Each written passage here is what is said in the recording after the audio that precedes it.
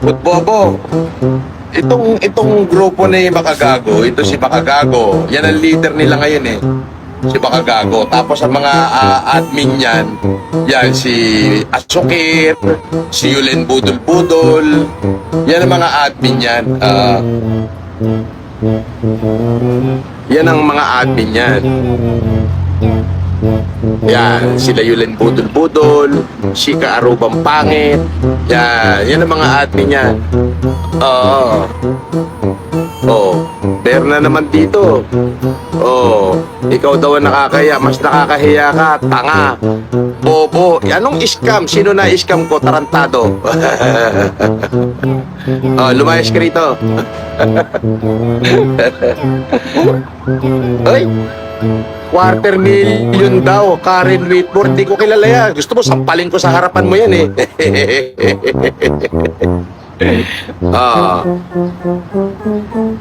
Diba? 250,000, kilala ko ba yan? Magbigay nga siya ng litrato na nakita niya ako, magkasama kami o nag-usap kami. Bobo.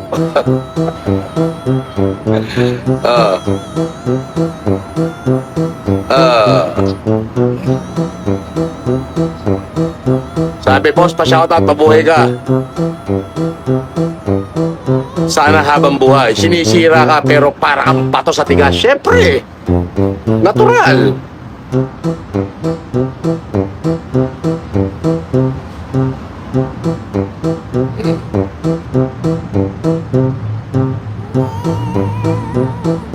Anong hindi ko kilala activated? Magbigay siya ng proof sa kiniklaim niya. Proof na kami nagkausap, na kami magkakilala. Tanga! 5 lang yung mami. Uulitin ko ha, hindi ako nang gumawa niyan. Sila yan. Nung unang taon ng pagkakakulong ko, nabuo yan 5 na yan. Pero 2 lang ang dumalaw sa akin. Yung 5 na yan, ang mga pangalan niyan, si Kuraming, si Mami Edith, si Merly Bersheng, si Mami Dakel, at si Mami Milita Quilates. Yun lang yun. Tanga, bobo, inutil, sinto. Diyos ko naman, maniniwala ka pa ba naman dyan kay Makagago? Lahat na lang pwedeng interviewin, i-interviewin niya na. Pero doon tayo sa issue na boblok silang lahat. Mali-mali ang kanilang mga posts. Si Makagago lahat ka i-interviewin yan eh. Boss, your subscriber dropped to 5K. Ay, hindi. Yan 5,000 na yan na nawala. Yan walang 5,000 na yan. Oy! Yan 5,000 nawala na yan. Yan 5,000 nawala na yan. Yan yung biglang pumasok to sabotage my andito ako sa Cafe Cafe Fransua. Hi. Shoutout po, Cafe Fransua. Shoutout to Cafe Fransua. Cafe Frans, picture. Halika dito. Dito sa kape. Selfie mo, naka-live ako. Hindi ko pwede talikuran to camera ko. Yeah.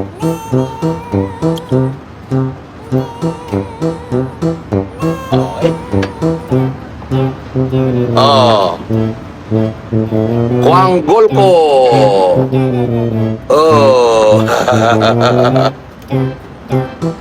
Nakita mo naman ang kakainin namin niya ba? Nakita mo naman yung kakainin namin ng driver ko. Hindi magkanda mukat. Sa dami.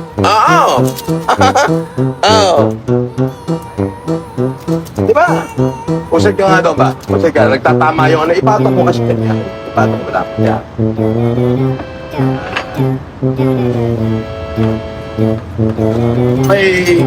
Hindi mo pa nga ako ng hindi mo pa ako nasukat. Mga 2 pa. Abay, hindi magkanda mukat sa dami. Ganito yan. Hindi nyo ba napansin? Hindi na ba kayo nahiya? Hindi ba nahihiyaya si Makagago na? Hindi ba napansin? Lahat ng plano gagawin na nila, pabagsakin ako. Yun. Ang problema, hindi nga nila ako kaya. Yun ang problema. Sipon marinara. Thank you. Sa gitna. Hindi namin pa. Okay, thank you. Okay, Okay, salamat. So, lahat ay gagawin yan para kami ay pabagsakin. Lahat ng pwedeng isabotage, isasabotage niya. Biruin mo, nag-subscribe 5,000 troll nung nakaraan. Sabay-sabay ngayon niyang unsubscribe. Sabay-sabay unsubscribe. Hoping sila na magkakaroon ng epekto sa aking YouTube. Ay, walang epekto! Oo! Ay, hindi matatanggal ang monetization na rin. Abi, marami na sweldo eh. Ang problema, wala pa yung pin. Ang gawin mo makagago, paharang mo yung pin dahil naka-address to sa ano eh, sa Warsaw. Oh, yeah. Paharang mo yung pin sa Las Piñas. Oo. Ang maganda ron, ikaw mismo pumunta ka doon sa Las Piñas. Paharang mo yung pin. Tignan mo naman yung almusal ni Aba. Nung mga bata ako, almusal lang niya, 1.5. Almusal lang niya. Tingnan mo naman, oh. Ang sarap, kape French. Kinangina mo.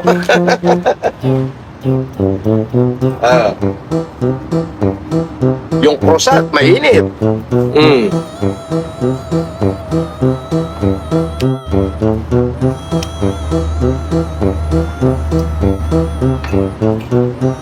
Ako lang yung upal.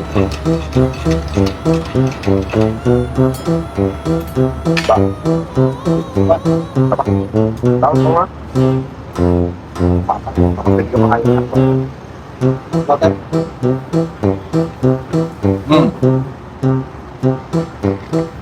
No. Ba? Ikaw yung makagagoy, stress na stress ka kasi alam mo, hindi mo matatakasan yung ginawa mo, mabigat yan. Ano ba yung ginawa ni makagago na mabigat? Yun nga, yung mag-endorso siya ng peking abogado tapos pugante pa, tapos hindi niya mailaglag at patuloy pa niyang itinatago. Sa mata ng batas, yan ay mabigat. Oo.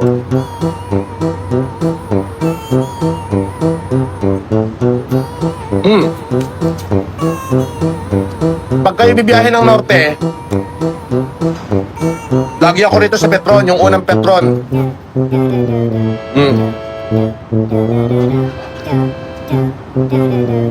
Dito kami lagi. Sa unang Petron. Sa Cafe François. Cafe France. Cafe François tuloy. Coffee shop ko yun yung Cafe François. Cafe France pala. Dating Deli France. Ngayon ay Cafe France. Masarap ang croissant dito. Laging freshly baked.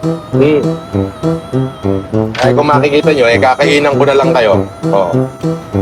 Sabay shoutout kay Makagago. Makagago, marunong ka bang kumain nito? Malamang, hindi ka nga marunong kumain ng croissant kasi ang kinakain mo, chapati. Chapati at saka papadam. Oo, yan ang mga roti. Yun. Parata, yan ang pagkain nyo eh. Pero yung croissant, ewan ko kung marunong ka kumain ito, Makagago. Kasi, pagkain ng Bombay, chapati, di ba? Di ba, chapati? Wow. Pagka ganito ang itsura ng patay gutom, mas masarap maging patay gutom. Ba, patay gutom ka daw. Paklupa ka daw. Ha? Okay lang? Okay lang daw. Basta ganda raw ang pagkain namin. Okay na siya tawagin hampas lupang patay gutom. At least di naman kami babaeng pakawala.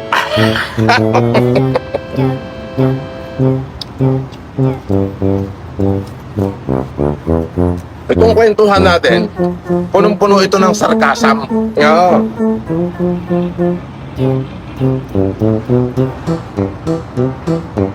Bakit? Sarkastiko ko eh.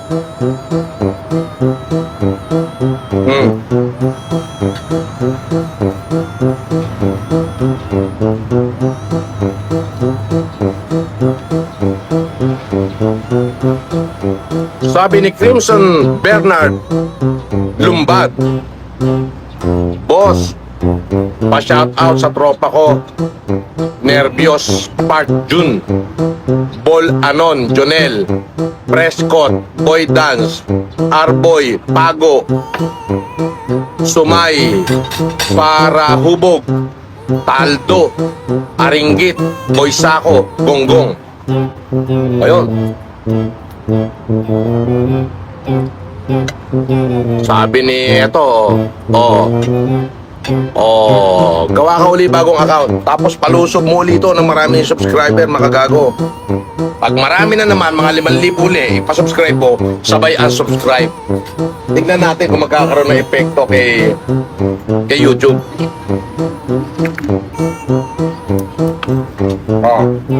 Kasi hindi mo kayang ilagan yung nag-endorso ka ng peking abogado na puganting kriminal.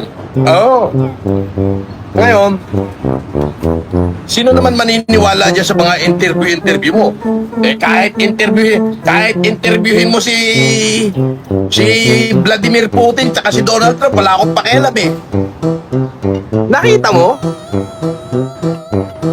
Sa korte hindi tinatanggap ang second hand information.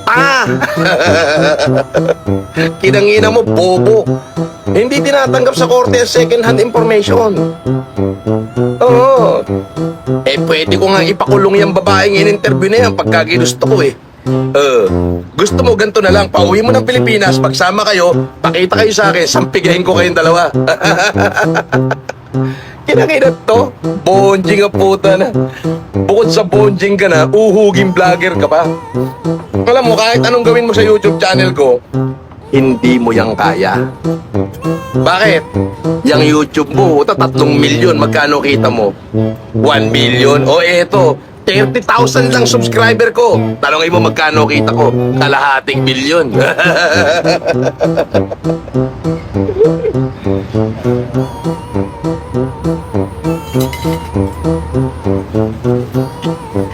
Diba?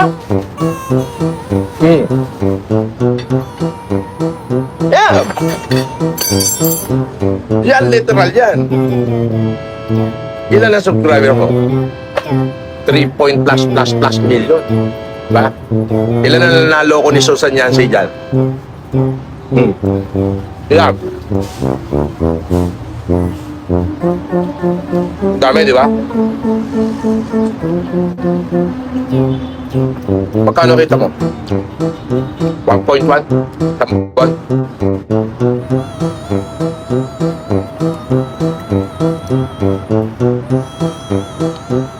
To, Norman!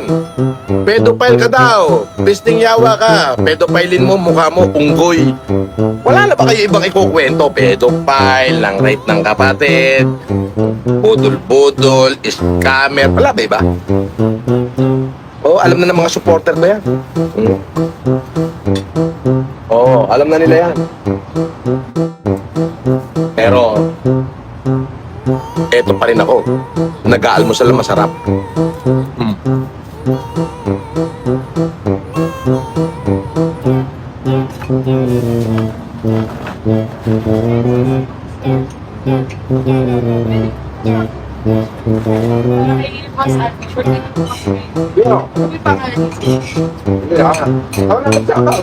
Hindi, ikaw po. Hindi, idol ka niya sa live. Ito na! Hindi, ikaw po yung idol. Ang pangalan nito? Masal niya. Albridge. Birthday niya po. Happy birthday kay Albridge. Boss Albridge daw ng Cape Franch. Actually, magkasintunog siya ng coffee shop namin sa Cebu, yung Cape Francois, Frank Boys. Okay. Albridge. Happy birthday. Baka naman. So, ulitin ko yung uhuging vlogger na si Makagago. Ilang subscriber mo? 3 milyon. Lamang ka sa YouTube. Sa TikTok, ilang subscriber mo? Wala.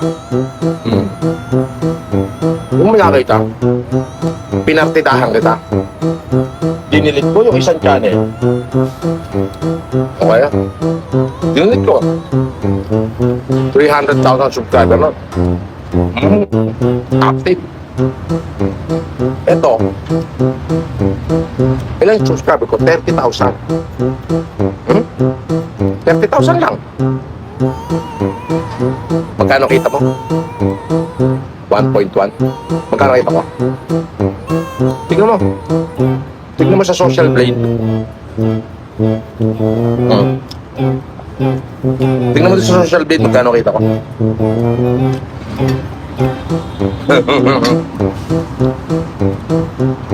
Diba? So, ikaw, hindi mo maitago eh.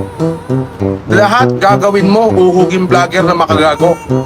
Lahat gagawin mo para pagtakpan yung isyong ginawa mo. Ano yun? Ikaw ang tunay na budol-budol. Paano ko nasabi? Nag-endorse ka ng peking abogado, peking law firm, at may minimum kayo ha.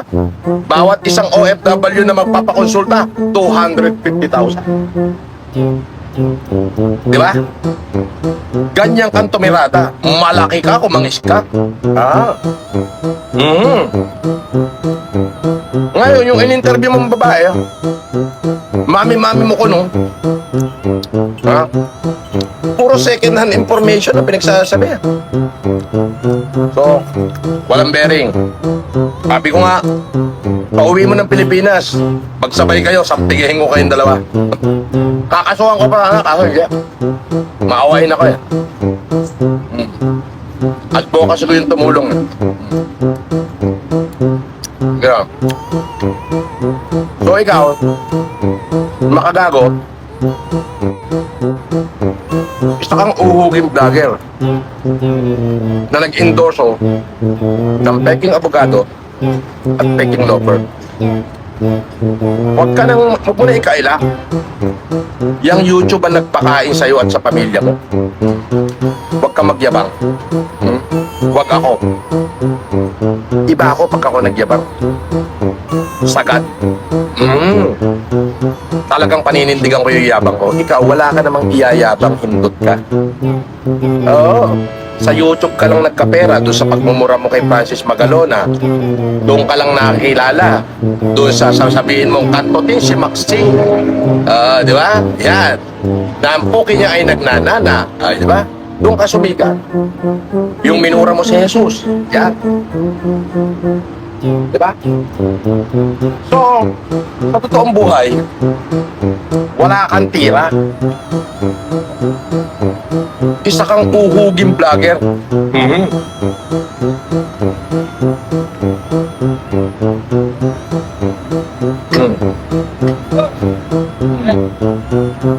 Isa ka lang uhugin na hindi rotot. Ba? Oh, nag-endorse ka ng abogado eh.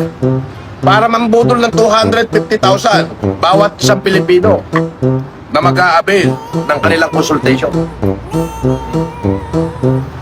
Alam mo na, puganteng kriminal. Hindi mo mailagnat, no? Bakit? Baka kasi, ano?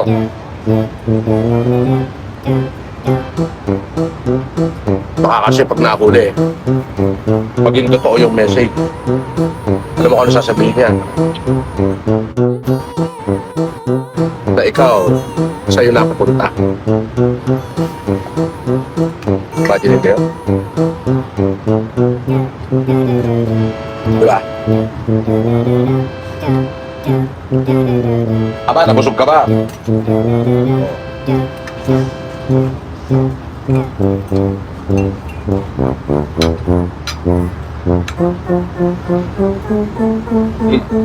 Diba? Alam mo, oras na lang hinihintay. Diba ako magsalita? Ito totoo. Oras na lang hinihintay. Mahuhuli na si Susan Morin Yanseng.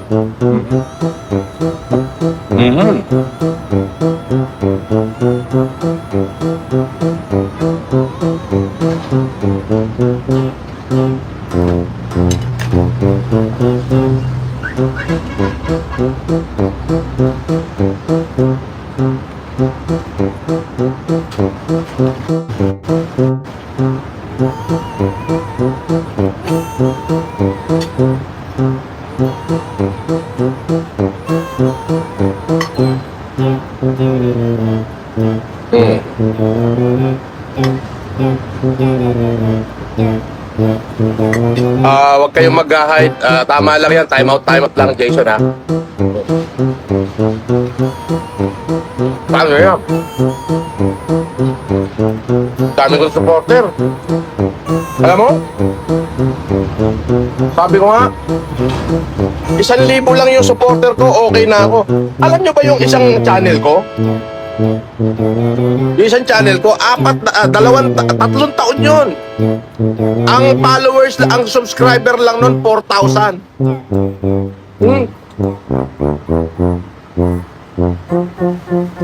4,000 lang ang followers nun. Doon nakalaya lang ako, doon lang nag-300,000.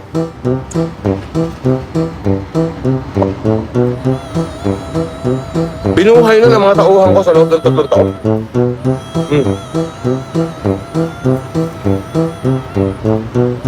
Ganong katindi ang mga supporter ko.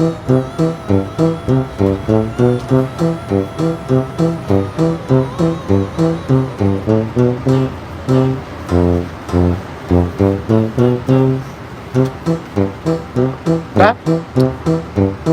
Ikaw, 3 milyon na subscriber mo. Ay, niloloko mo pa. Diba? Feeling mo sikat siya. Hindi ka kilala sa lipunan. Oo. Oo. Mark Roger Jason Warna Pulaeba. Hindi ka kilala sa lipunan. Sumikat ka lang dahil sa kapaskusan mo. Binalangya mo yung mayapang Francis Magalona. Pinag-uumura mo. Ano? Buti nga at patay ka na, ginaganong-ganon mo pa. Binaboy mo yung kanyang anak na si Maxine Magalona.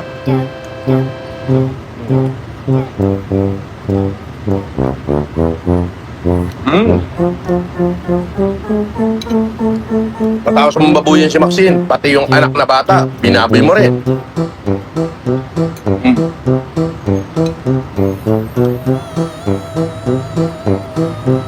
Ano yung ine-epal-epal mong underground? Eh bakit si Susan Yante? Takot ka. Oh. Pinagbantaan mo pa ako na pag nakilala kita sa underground, yung lalim mo, ay mawala na ako. Kung hindi ka ba ng putang ina mong hindurotot ka, pagbabantaan mo pa akong mawawala ako pag nakilala kita sa underground. Tanga, nakilala nga kita eh. Alam mo, pagkakakilala ko nung nag-research ako, ang nalaman ko, endorser ka ng peking abogado, peking law firm para makapambudol ng OFW, gago. Diba? Yun ang totoo noon. Katotohanan na hindi mo kayang pagtakpan pa nga.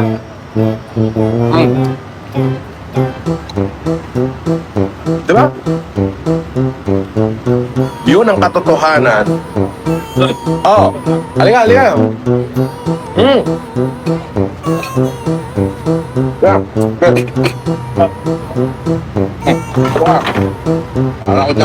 Kasalo kita.